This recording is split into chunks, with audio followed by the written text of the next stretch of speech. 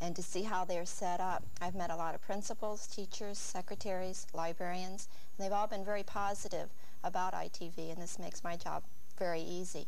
And some of them have taken time from their busy schedules to take me through their building and show me their equipment, how they're set up, and spend some time doing that, and I really do appreciate it. And I guess the best part of all is seeing the students in the halls. They always have a nice big smile and a hello, even though I'm a stranger in the school, and this makes me feel very welcomed. Good. Have you had any cafeteria lunches recently? No, I try to avoid those if possible.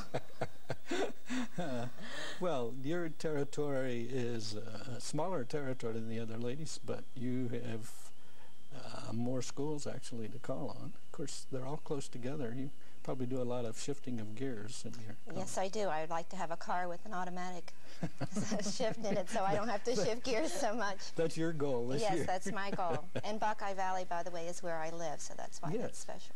That's the reason that she's calling in that territory. To the north, now with us for a half a year, so she's one of the old-timers with us now. I got in trouble for saying that to Jane. She's going to get even with me, and probably Lola will too. Lola has traveled 4,888 miles, which is a lot of time and a lot of space and a lot of area. She's to the north, as you can see on the map, and she calls in Coshocton, Crawford, Knox, Marion, Morrow, and Richland counties, which keeps her busy, and that's why that's a large figure and a large number there. Now, I'm supposed to ask her a crazy question that she hasn't heard before because she rehearsed her answer all night, she said.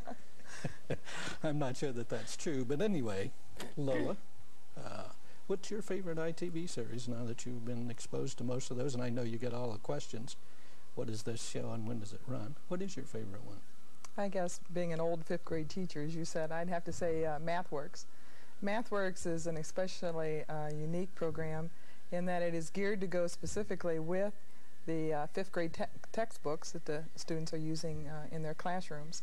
I just happen to have a teacher's guide with me. Well, isn't that interesting? And how she would remember that. The center part is a foldout that lists the 6 textbook publishers and says, for instance, if you're using a Heath textbook and the students are on pages 25 through 36, they can use program number 3.